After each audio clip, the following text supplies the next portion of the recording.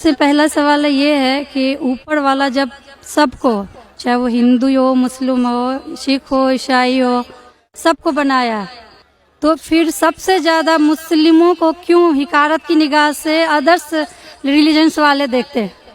Reason क्या है? दूसरा सवाल ये है कि ऊपर वाला एक है, ये सभी जानते हैं, हिंदू मुस्लिम जो भी धर्म से बिलोंग करते हैं, लेकिन फिर भी वो क्यों मतलब ये नहीं समझ पाते कि ऊपर वाला एक है या ईश्वर एक है या गॉड एक है? क्यों कंफ्यूजन में वो अपनी जिंदगी बिताते रह जाते हैं? बहन के दो सवाल है। सवाल के पहले उन्होंने कहा कि वो पीस टीवी 2006 से देख रहे हैं और टेलीविजन पे मुझे और कई सालों पहले से देख रहे हैं। उनका सवाल है कि बाकी लोग मुसलमान को ऐसी गलत नजर से क्यों देखते, ये पहला सवाल। और दूसरा सवाल कि सब मजहब वाले जब जानते खुदा एक है तो एक खुदा में क्यों नहीं मानते? इनके दो सवाल है। बहन, पहला सवाल जो आपका था कि लोग मुसलमान को गलत नजर से क्यों देखते हैं, इसकी मेन वजह है, जैसे मैंने पहले कहा, वो है मीडिया।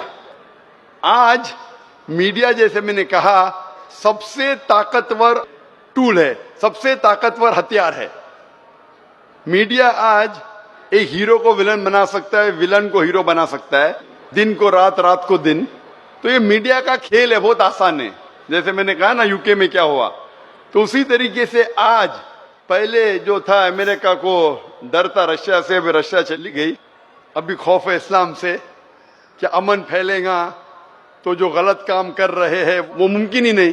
अगर अमन सब जगह फैलेगा, कुछ लोग नहीं चाहते अमन फैले, क्योंकि अमन जब फैलेगा तो उनके धंधे में नुकसान होगा, क्योंकि कुछ लोग के धंधे जब ही चलते हैं जब अमन नहीं है। फायदा होता है ना, झगड़ा बिगड़ा हो तो उनका फायदा होता है। तो हर इंसान नहीं चाहता है अमन हो। बात करेंगे अमन की, वॉर फॉर पीस, एक्चुअली कर रहे वॉर ऑन पीस। हम जंग लड़ रहे अमन के लिए, वो अमन के लिए नहीं जंग लड़ रहे हैं, अमन को खत्म करने के लिए जंग लड़ रहे। Not war for peace, war on peace. अमन को कायम करने के लिए जंग नहीं लड़ रहे, अमन को खत्म करने के लिए जंग लड़ रहे। तो ये मीडिया है बहन, मीडिया इतना पावरफुल है, इसीलिए मैं कहता हूं मुसलमान मीडिया में पीछे है। हमको मीडिया के जरिए सही पैगाम पहुंचाना चाहिए। बहन, आप देख रहे पीस टीवी 6 साल से पहले, उसके पहले आपने दिगर चैनल पे मुझे देखा। मैं पूछना चाहता हूं आपसे, आपको कैसा लगता है इस्लाम का मजहब पीस टीवी देखने के बाद? आपके क्या ख्यालात है इस्लाम के बारे में? मैं बचपन से ही एक चीज के खिलाफ रही हूँ कि मूर्ति पूजा, जो कि हमें कभी भी पसंद नहीं पड़ा। जो ऊपर वाला हमें बनाया, तो हम जिसको बना के पूछते हैं उसमें शक्ति कैसे हो सकती है? फर्स्ट। दूसरा सवाल कि आप जब ऊपर वाला हम पूरे दुनिया को कंट्रोल कर रहा है, तो एक मूर्ति कैसे किसी इंसान को कंट्रोल कर सकता है? तीसरा है होता है कि आप अगर आप में विश्वास है, आस्था है, आप कहीं भी रहें, ऊपर वाले को याद कीजिए, आप ऊपर वाले आपकी दुआ जरूर सुनेंगे। ये मेरे बचपन से ही ये मेरे दिल में है, और जैसे जैसे मैं बड़ी होते गई मेरे मन में और भी ऐसे सवाल आते गए और मैं खुद ब खुद उसका सॉल्यूशन ढूंढते रह गई। और आज जाके जब मैं आपके पीस टीवी से जुड़ी तो मुझे और भी मेरा जितने भी कन्फ्यूजन्स थे वो दूर होते गए, और आगे कोशिश होगा और भी दूर होते चले जाएंगे। आपको कैसा लगता है इस्लाम मजहब? मुझे बहुत पसंद है। आपको गलतफहमी दूर हो गई आपकी ना, जो मीडिया फैला रही है? हाँ, ये मुझे हमेशा रहता था कि इस्लाम धर्म बहुत अच्छा है, क्योंकि उसमें ना तो मूर्ति पूजा है ना भी कुछ है, सिर्फ ऊपर वाला है जो एक है, जो पूरे दुनिया को कंट्रोल करके रखा हुआ है, जिसके बिना एक पत्ता भी नहीं हिल सकता। तो फिर जो है हम जो है उसे क्यों नहीं माने, जो दूसरे को माने?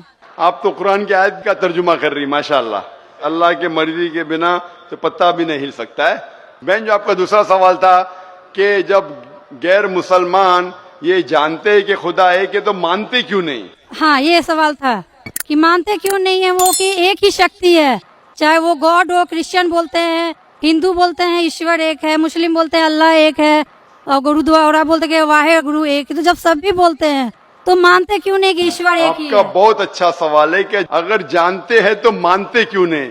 इसके मेन जिम्मेदार है धर्म के अधिकारी, धर्म अधिकारी।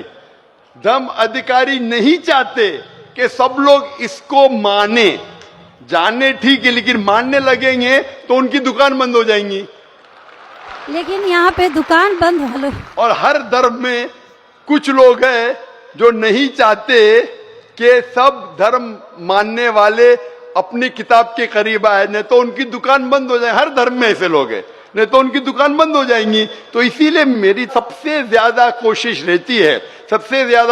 रहती है कि लोगों को अपने धर्म की किताब के करीब ले जाए सबसे पहला।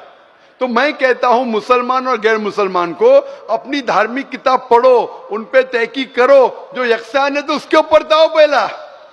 तो इसीलिए जितने धर्म अधिकारी है, धर्म के आम पब्लिक तो मेरे फेवर में, देखो आम पब्लिक अवाम, चाहे मुसलमान की हो, हिंदू की हो, ईसाई की हो, साथ में है।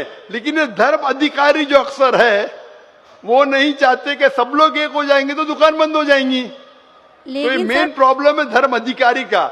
इसीलिए अगर सर्व धर्म के मानने वाले अपनी किताब का तर्जुमा पढ़े, सही मानी से उस पे अमल करे, तो सब लोग एक ईश्वर के पास आएंगे और एक ईश्वर को मानेंगे और उसके अलावा किसी की इबादत नहीं करेंगे।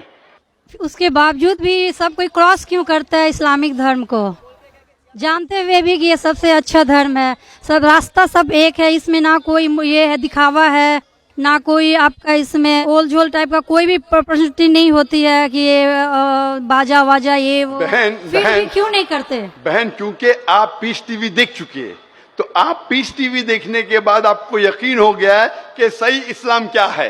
बाकी चैनल सही इस्लाम नहीं दिखा रही। बाकी चैनल दिखाते हैं कि मुसलमान टेररिस्ट है, मुसलमान दहशतगर्द है, मुसलमान जलील करते, मुसलमान ये करते, खवातीन को हक नहीं देते। तो सब लोग तो पीस टीवी नहीं देखते ना।